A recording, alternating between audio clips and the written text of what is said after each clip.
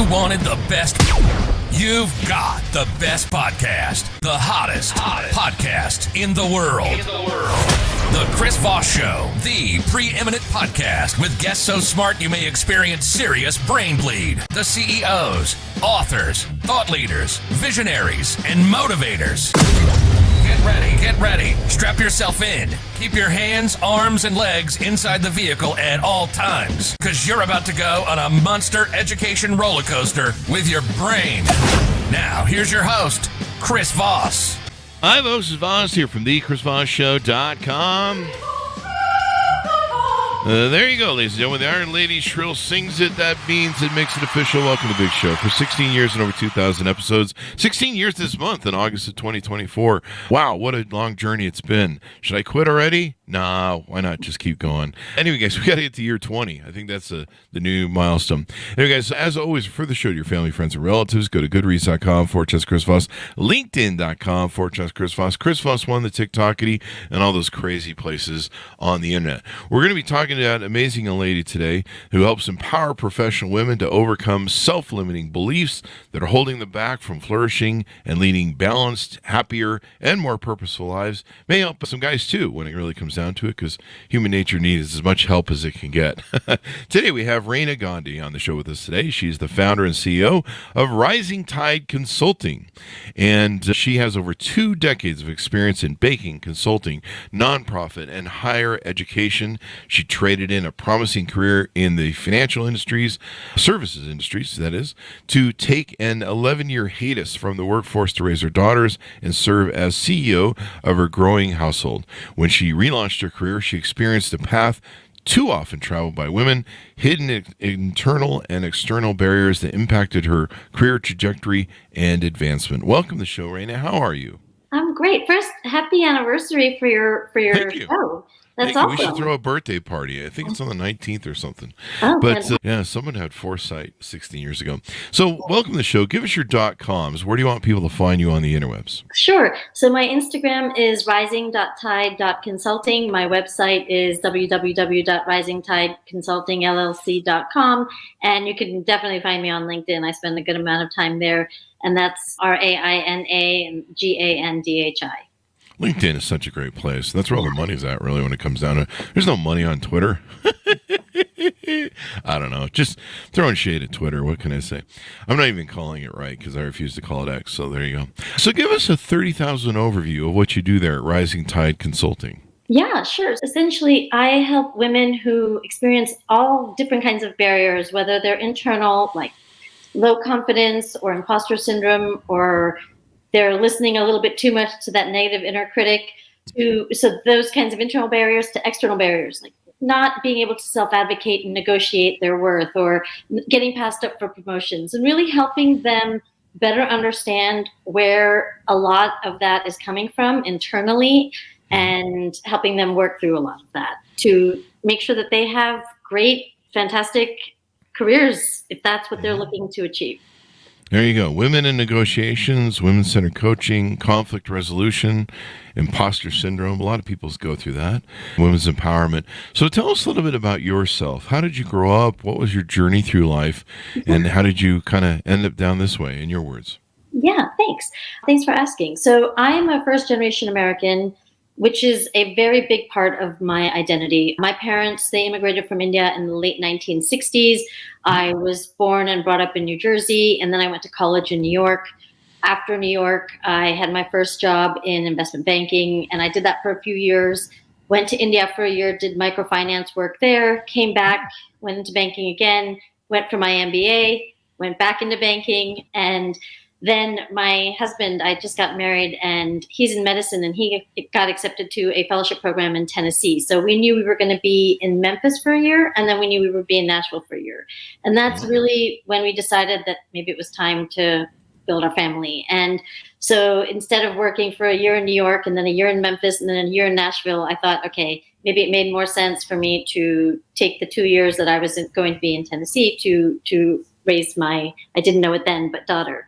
And so once my husband was done with his fellowship, we moved to North Carolina, and because that's where he got his first job and that's where we settled. And I just assumed that, when I moved to wherever we were going to go permanently, that's where I was going to start my career. But I think the universe,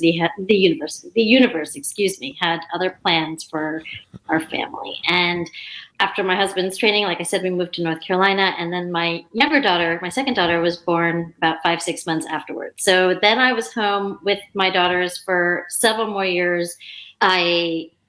When my older one was about 11 and my younger one was 8, I decided it was time. It was time for me to go back to work. And we lived in Winston-Salem at the time, and it just so happened that I knew someone who worked at Wake Forest who knew that I was going to start looking for jobs. And she said, hey, just talk to some of these people at the business school. I think it'd be something that you might be interested in pursuing. And I did. And that was really the one job that I applied for. And I was fortunate enough to get it after taking 11 years of being strong on PTAs and other organizations. I hadn't really worked for a living, for money, I should say. And they took a chance on me. And for that, I'll always be grateful. And was there for about 2 years. That's where I started my Act 2, I like to say. And did that for a couple of years. And then I wanted to do something that required a little bit more leadership. I wanted to build my management leadership skills. So I moved the family up to the Northeast a little bit, still below the Mason-Dixon, but to the Washington, D.C. area, and worked at American University for 4 years in a more leadership role. Did that for a while, and then decided that I wanted to be closer to home. I live in Baltimore, so my older daughter was going to be in her senior year and wanted to be around a little bit more, and decided that I would try something a little bit outside of the business school realm, and worked at the School of Education at Johns Hopkins. So did that. So did a lot, I've done a lot of different things, and did that for just under 2 years. And then my position was eliminated, and I can get into a little bit more of that later. But I then was at this crossroads, and I didn't know what I wanted to do. I thought maybe I will continue looking at opportunities at Hopkins. And I looked for a little while and didn't have much luck. And I started to really think about what was going on over the last 10, 15 years of my career, and having taken that time off and what that was like for me. And I came to the realization that the impact of losing my job was far greater than I had given it thought. And what started happening is I started realizing that I started experiencing some self-doubt and some uncertainty, and I just didn't understand where it was coming from. I mean, here's someone who had no issues taking 11 years off and getting back into the workforce and going 0 to 60 overnight, literally, and who spent many years supporting emotionally and in many ways her family. My dad was very ill for some time, and just managing that process and taking him to India and making sure that things were settled there, and doing all of that from here and from the US, and just a lot of different things that I've been through in my life. And I just couldn't understand where this self-doubt was coming from. And I thought, there are a number of times that I've had to fight for a seat at the table that I know that I rightfully deserve. The gatekeeping that was done, keeping information from me when I knew that I needed that to do my job well. There was just a lot of things that were going on in my career that I sort of brushed off and said, okay, this isn't the right fit for me, so I'm going to move on, or this isn't how I conduct myself, so I'm going to move on. But really being passed up for promotions and not being recognized, I think over time, it really impacted me and my self-doubt. Here's someone who taught negotiations. That's what I did. I was in career services. I taught how to gain career clarity, and there I was getting stuck. All these years of this work, and I just couldn't understand. And I think what it came down to was really trying to think about what the narrative was that I was telling myself. And I came to many self-realizations. I did a lot of self-reflecting, and that's when I realized I wanted to go deeper into what it is about so many women that these things happen to. I mean, after losing my job, I talked to so many other women, and so many of them have gone through something very, very similar. So it didn't matter where we started our careers. It didn't matter whether or not we took time off. It didn't matter whether we were in a prominently women-centered career or in a male-dominated career. It didn't matter. We were all experiencing a lot of the same things. And so I decided that I wanted to study that a bit deeper. And so I did. And I came to realize that there's a lot of limiting beliefs that we have, and that there are ways to overcome some of those. And that's what I help women do now. That's my very long-winded way of saying that's what I do. That's what you do, and that's the journey you've been on. That's what makes it so interesting, is people's stories, and the stories are the fabric of who they are. And it's amazing how we go through all these twists and turns in life, and we learn different things, and then they end up being something we can utilize and help others with as we master what's going on with our life. So that's pretty awesome. So tell us about what you do on your website. How do you coach people? Do you have like pre-programs, or do you do it one-on-one? It looks like you do some speaking engagements. Tell us some of the offerings that you have on there. Sure. So I do a couple of different things. I do one-on-one as well, and I do group coaching as well. Oftentimes with the group coaching, it is within one organization. One of the observations that I've made is back in the day when I started my career, for example, I could go over to somebody else's cubicle, or I could go over to their office and say, hey, let's go for a drink later, or let's go catch a movie over the weekend or something like that. And now with the change in how things are done at work, the hybrids and the remote jobs and all of that, it's just a lot more difficult for women, especially to make these connections. And so I think there is something about uplifting each other. And I like to do group coaching, small groups within organizations, so they can get to know each other better. They can build a circle of trust. And then we go through a series of different topics. So it could be negotiations, it could be imposter syndrome, it could be gaining career clarity. I do a future self vision exercise. I do a let's look at where our careers have been and where we want them to go exercise. So we do a lot of that together, and there's a lot of group learning that happens in that. But then there are also executives who need very specific support. So I help them with that as well. So sometimes it's just working with them. Sometimes it's working with them and their boss and some other people at the organization. So it really just depends. There you go. So a lot to do there. You do speaking as well. People that want to hire you for speaking engagements, things can do that. How do people reach out to you when they have the option to do business with you, or see if you maybe work together as a good fit? Yeah. So either on Instagram or on LinkedIn or through my website. Mm-hmm. Yeah. Any of those places. And you do leadership training. What do you find people, I don't know if you want to make it specific to women because that's what your focus is, but either way, what do you find most people struggle with right now in leadership? So that's a loaded question, Chris. I kind of threw you a curveball there. Let me think.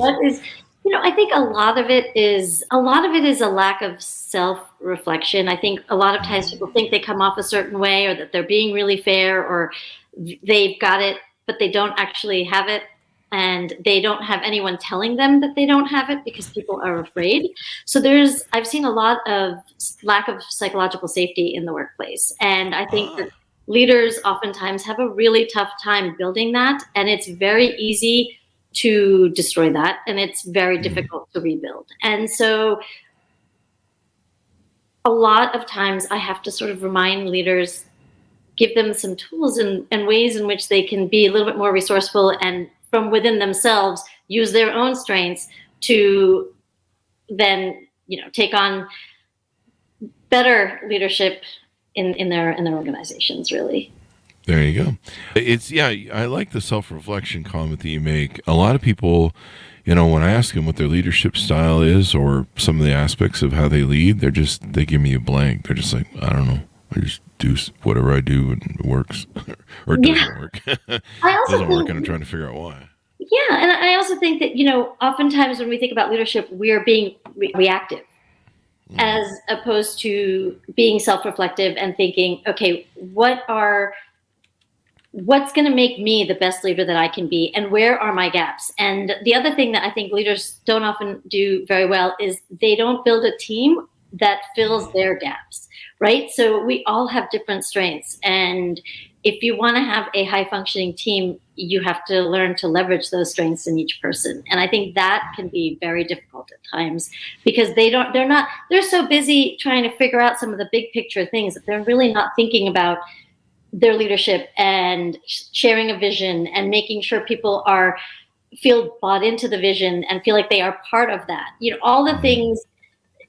People now don't want to go into work just to go into work and say I'm working 8 to 5 or 9 to 5. They want to believe in what they're doing. And especially women. We have so many things that we're managing all the time, right? So we really want to feel like when we're going to work that we're making a difference. And when we're presented with leaders who are not able to be inclusive and give us a seat at the table and make us feel like we are making a difference, even though we know we can and that we are perfectly capable, but we're just not able to get there. It actually hurts the organization, honestly, more than anybody else, because what's ending up happening is, let's say there's 10 people on a leadership team and 9 of them are men. And so as it is, the woman has to, elbow a bunch of other women just to get that one seat. And then they sit at the table and then they have to feel like they have to fit in. So now they're going to bring that masculine energy instead of all of that feminine energy of fairness and empathy and all of the things that make women really solid in their lives. They're not bringing that to the table. And so ultimately organizations are missing out because they're not getting that diverse perspective that they're looking for. Yeah. I learned a long time ago as a CEO that I don't have the corner on all the great ideas. I need help from my staff. I need help from people that are around me. And, and sometimes they have more insight than I do because they're either working the front line or they're working somewhere in the middle, and they have a perspective of the reality or whatever is going on with my companies that I don't. And I have to be able to trust them, but I also have to be open to their ideas, because some of the best ideas I've ever had were my ideas. They're my employees. My employees are like, hey, you should do it that way. And I'm like, holy crap, that's it. That's the answer I've been looking for. And, having that perspective, really helps. Like you say, if you're not engaging all your people's hearts and minds to make them feel like they can contribute and be a part of everything, it makes a difference. When it comes to communication and collaboration, how can leaders maybe be better and improve that sort of leadership? So I think, when people think about communication, they think, okay, let's get this information out to the stakeholders. What they don't realize is that different stakeholders are looking for different information. And so sending out one format for everybody at an organization, or sending out, sometimes that works. Sometimes there's just some announcements that you need to make and everyone just needs to be in the loop. But what people are looking for are going to be different. What people are privy to is going to be different. And really being able to navigate that and say, my leadership team knows this much, and let's make sure that all of us are sending the same message out to our teams as well. So not only do leaders sometimes forget to espouse their vision and share it, but they also sometimes are telling the leadership team one thing and then are telling other people something else. And then then the leaders are getting confused and they're not sharing the same information. And then that just causes chaos. And so I think a couple of things to remember with communication is not everybody receives it the same way. You have to make sure that you're talking to the right stakeholders with the information that they want to receive in the way that they need to receive it. And then also making sure that the communication is consistent and it's as often as it needs to be, because people do not like to feel uninformed. And that, again, is where a lot of times psychological unsafety starts to erupt. Yeah, if you feel uninformed, you don't understand what's going on, you don't understand the principles. This is one of the things that I used to do when I always used to explain to my employees why we did things the way they did, and why sometimes just the process of what we put into it was the reason why we put into it. And that seemed to really help people, because it wasn't just barking at them to just go there and do this. You don't feel like you have much input, or you don't feel very part of the solution that way. And so by taking and telling them, explaining the option of how things work and how to do them better and why we built it, sometimes they could come up with their own innovations, and they would come to us and be like, hey, Chris, you told me this is how you do stuff, but, there is a better way to do this. You could do it this way. And I'm like, oh, okay, you're right.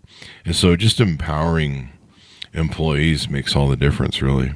Yeah. And I also think, I think that what you said is really important, that why piece. Why are we doing it this way? But also, why aren't we doing it another way? Oftentimes, you'll hear people saying, I know that the CEO decided to do things this way, or the CFO said that we were going to do things this way, but why wouldn't we do it this way? Isn't this way better? And so there are going to be a handful of isn't this way better? And I think it's just as important for the leadership to address why those are not the right options at the right time, so that people understand that they've been heard, but these are the reasons that that's not practical. There's a huge difference between people who feel like they've been heard with their ideas and been made to understood why that may not be the best option right now, and that versus just being told we're doing it this way. And I see that a lot. And that doesn't help anybody, because it just, again, makes people feel like they're not being heard and that their ideas are not valued. But it may be that the CEO or the leadership has a lot more information. Let's say, we work together and I have an idea and I've come to you with it and you've just said, no, we're not going to do it. I'm just going to walk away thinking, okay, Chris doesn't really listen. He's got, he's got tunnel vision. He's thinking about what he wants to do, but he's not really listening to what other people want, as opposed to, hey, you know what, Raina, these are the reasons that we can't do that now. Or, hey, I know why you're asking me to do it this way, and I think it makes a lot of sense. There's additional information that I have that I can't share with you right now. But I would, I need you to trust me for now. That trust is not going to exist if you can't have those conversations and if you haven't built that to begin with. Oh, wow. So there's a lot of that as well. Yeah, that's a really important factor. It's people feeling like they're part of the process. More and more of this generation's, Gen Z is really into this. They want to know the why, when, and how. They want to know that they're having an impact. They want to know that they're making a difference. I mean, it's really important for them to feel like they're doing something and it's working, and it's I understand how important it is to them. What are some other aspects we should tease out to people to entice them to give you a call, hook up with you for coaching services? Yeah, thanks for asking. So a couple of different things, right? I think if you are a manager or a leader or a boss, supervisor, I think one of the things that, unfortunately, right now, the market being as wonky as it is, we may not be able to increase our salaries for our employees as readily. And so another way to really boost morale is to invest in their professional development. And so I think companies, organizations that are interested in uplifting their women, uplifting their people, and gaining retention and making sure that people are satisfied and working optimally, I think investing in their professional development is a great idea. And so they can reach out to me and we can talk about different ways that we might be able to collaborate on that.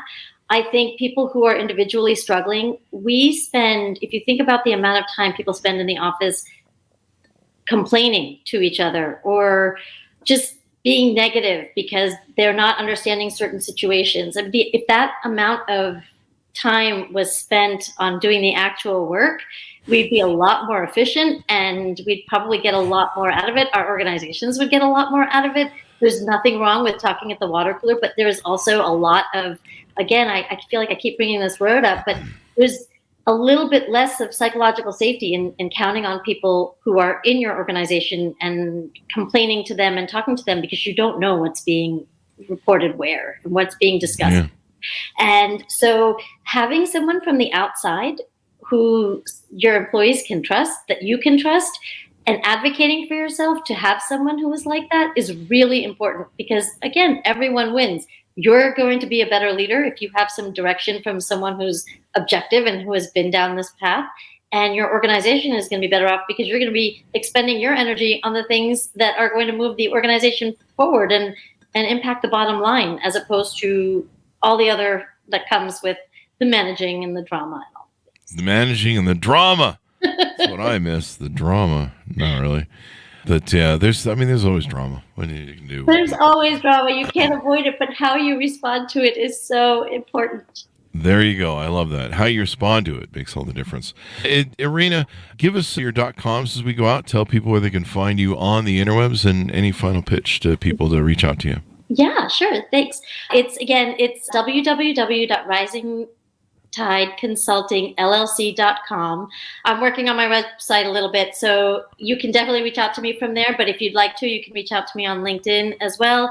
That's Raina Gandhi, Raina. Last name is spelled Gandhi. Everybody wants to spell and put the G in the wrong place. So it's Gandhi.